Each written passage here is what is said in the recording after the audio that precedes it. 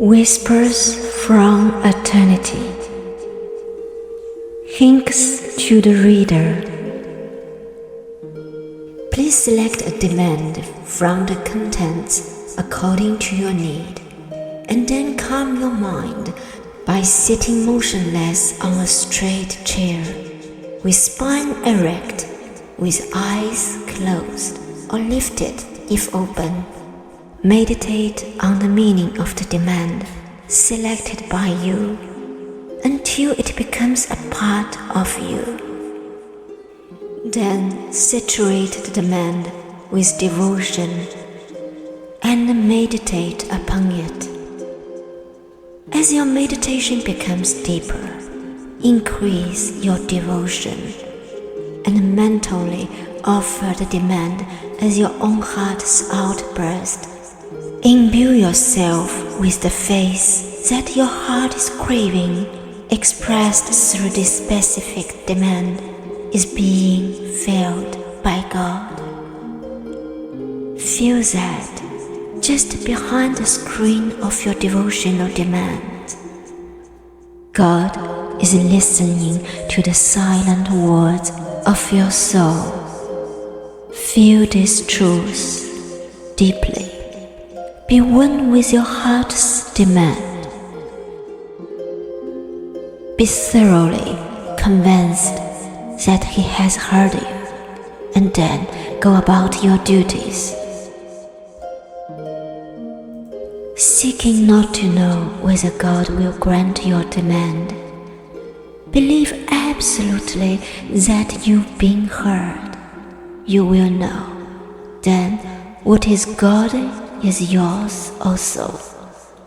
Unceasingly meditate on God. When you really feel Him, you will acquire dominion over all things. Resurrect mere words from the sepulchre of joy intellectual concepts by the quiet command of your own deepest perception. Since these demands were given to me by the Universal Father, they are not mine. I only felt them and gave them expression through the medium of words, in order that I might share them with you. My blessing goes with them, and I pray that they may strike on the living harp strings of your heart, that you may feel them just as deeply I have myself. We should demand as children of God, not pray as beggars.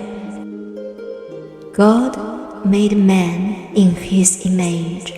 All those who have truly received Him in their souls have realized the sleeping divinity within themselves. You yourself can do likewise. Expand the powers of your mind. As a child of God, you have dominion potentially over all things in the universe, even as He has. Why does man, an image of God, suffer? The question arises, why is it that so many of our wishes remain unfulfilled? Why indeed do so many of God's children suffer, and so intensely? God, with His divine impartiality, could not make one child better than another. He originally made all souls alike, and in His image, they also received the greatest gifts of God: freedom of the will, and the power to reason and to act accordingly.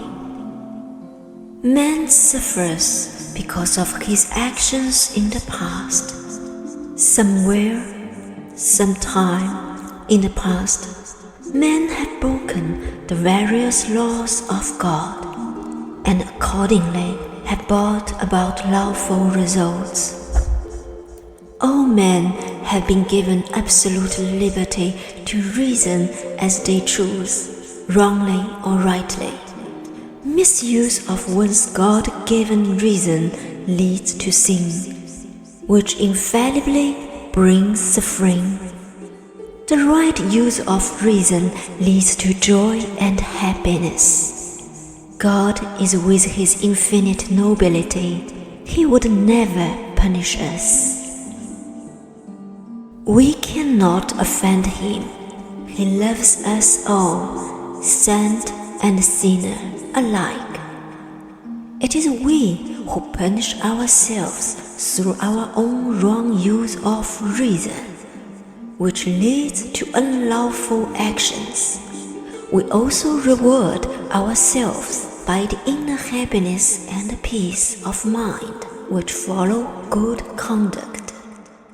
This alone explains why God's responsibility ended when he first endowed man with reason and free will.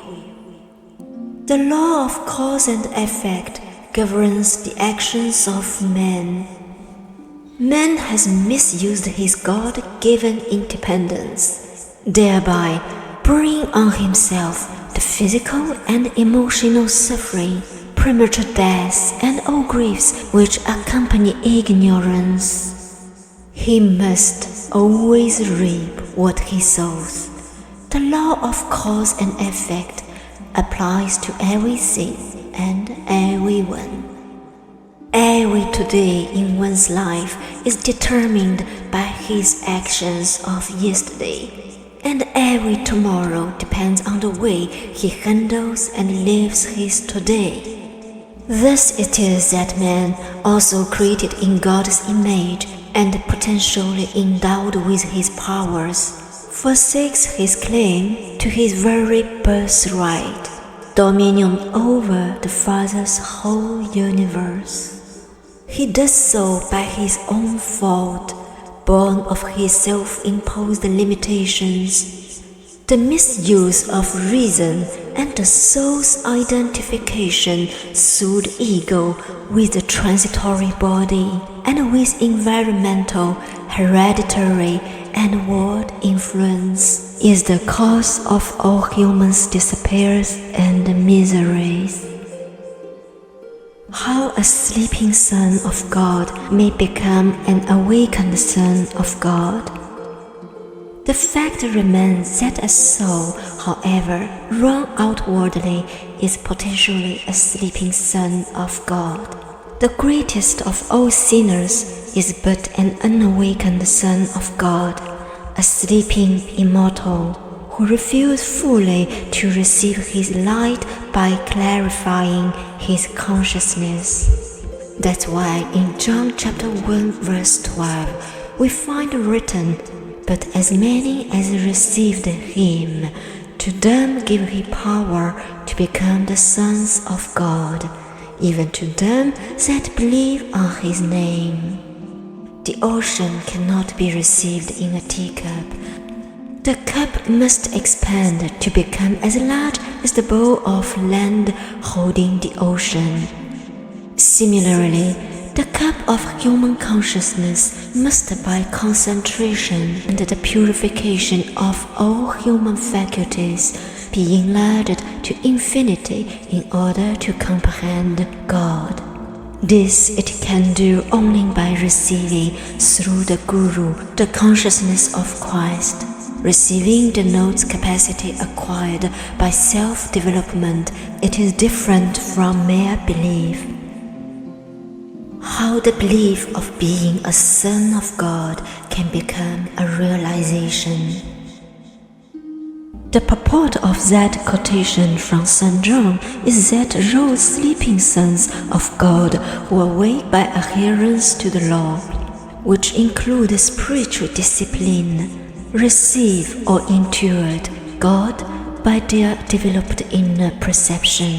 Thus, they regain their own latent powers as sons of God.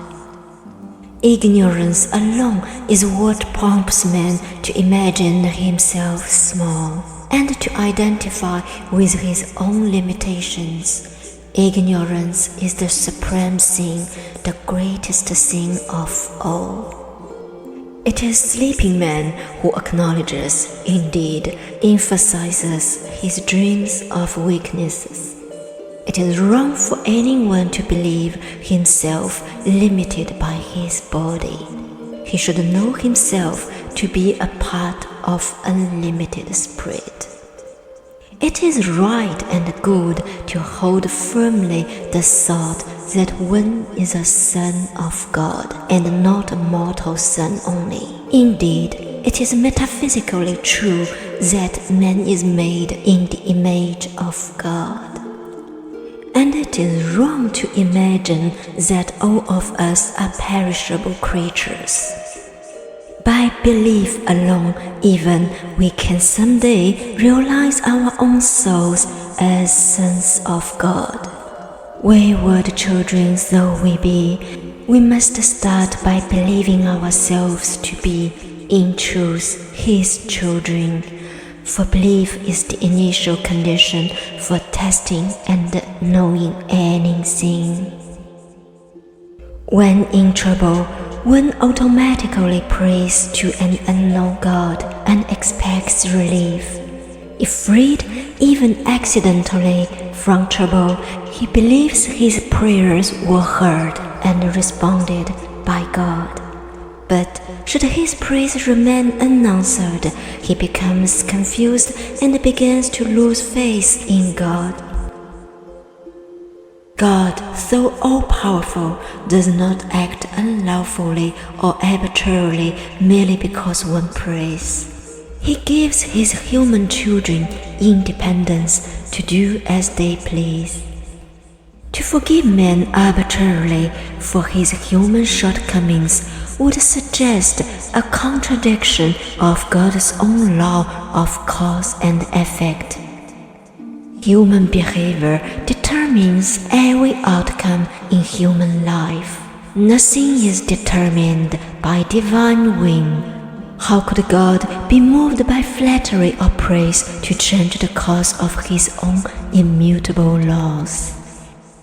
There is in ordinary prayer altogether too much beggary and sheer ignorance. People just plead for special favors. Few pray in such a way as to touch God with their prayers, nor do they know whether what they ask is really granted or not. Perhaps things would have happened anyway, unaffected by any prayer. People do not distinguish either between what they really need and what they merely want. Sometimes it is better that they not receive what they think they want. A child may reach out and even want to touch a flame, but the mother, wishing to save it from harm, will not grant that impulse or desire. My purpose in presenting these sacred demands, which I have received during years of fruitful communion with our Father, is to enable my brother human beings to contact Him effectively. I prefer the word demand to prayer because prayer is based on an old-fashioned medieval concept, God as a kingly tyrant whom we mere subjects of His need to supplicate and flatter. We should not plead with God to be partial to us simply because we have pleased Him. We should not beg Him to break His laws of cause and effect, which govern all our actions. Why should He forgive us our wrongdoing and without even our self-correction? But must we then bow to the inevitability of receiving passively all the fruits of our actions, as if by heartless predestination or so-called fate? No, there is a way out. The best of all ways is not to ask favors or amnesty from evil results, not to be resigned and sit idle.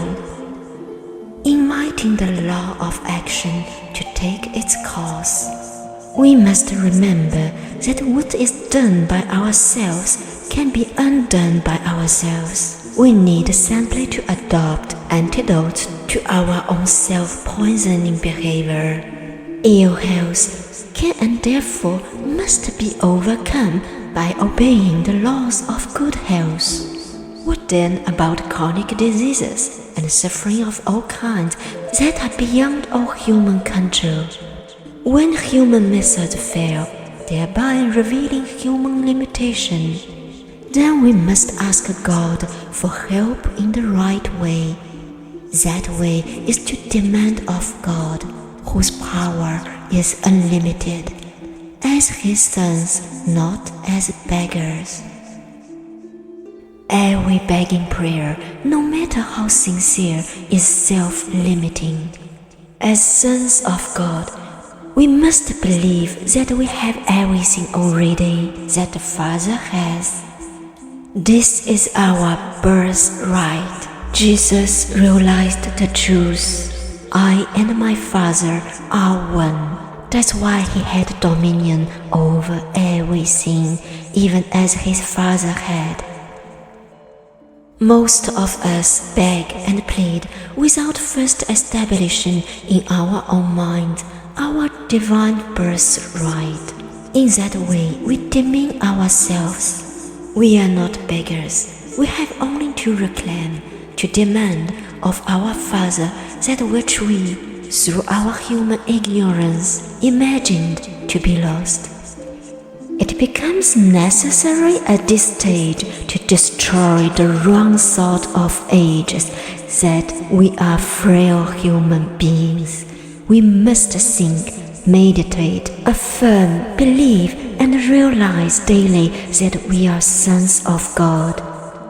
This realization may take time, but we must begin with the right method rather than gamble with the unscientific beggary of prayers, and consequently be subject to disbelief, doubt, or the mind-jugglery of superstition.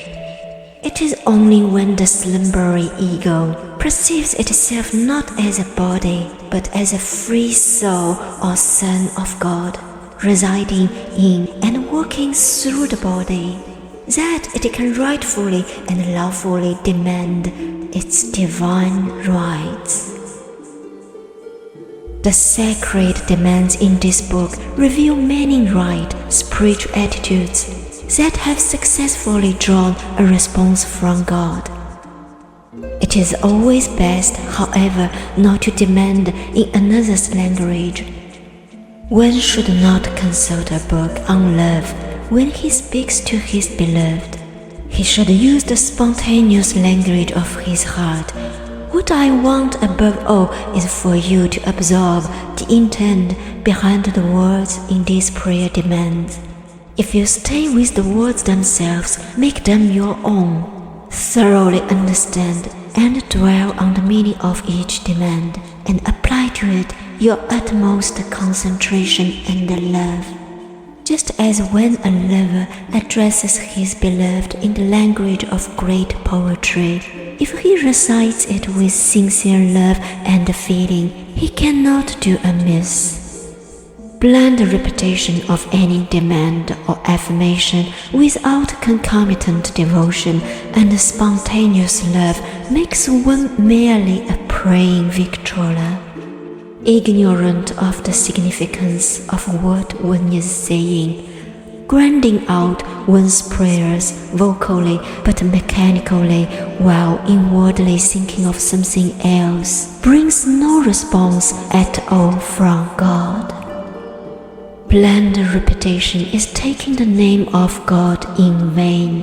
It is fruitless to repeat a prayer demand over and over again, whether mentally or out loud, with ever deeper attention and devotion. spiritualized prayer, it changes conscious, concentrated repetition into superconscious experience. The divine cannot be deceived by the mockery of half-hearted prayer, for he is the fountain of all thought. He cannot be bribed in any way, yet it is easy to move him with sincerity, persistency, concentrated devotion, determination, and faith. Long intellectual prayers uttered with a wandering mind develop hypocrisy, and prayers or even demands uttered without understanding develop into fanaticism and superstition, hallmarks of human ignorance. To repeat a demand with deepening concentration and faith is not to pray mechanically.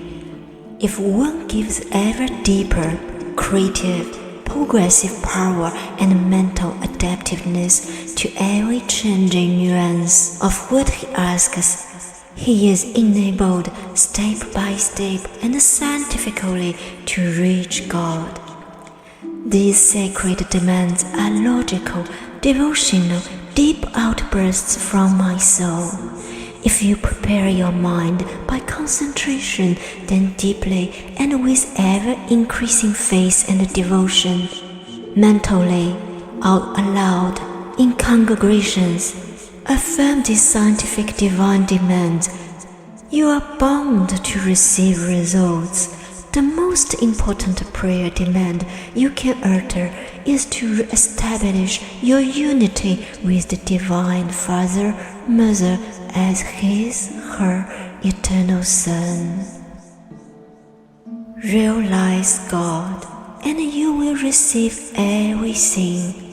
Jesus himself said, "Seek first the kingdom of God and his righteousness, and all these things shall be added unto you." Matthew chapter 6 verse 33. Do not dig up, now and then, the demand seed you sow in order to examine it. Sow it with faith, then let it germinate to its own fulfillment. Sow your demand seed carefully with full concentration and water it by daily repetition. Be intelligently aware of what you are doing. Never get discouraged if results are not immediately forthcoming. Stand firm in your demands. Be also stubborn. Slowly you will retrieve your lost divine heritage. And then will God, the supremely relishable, visit your heart and make his home there. Demand until you've established your right to your divine inheritance.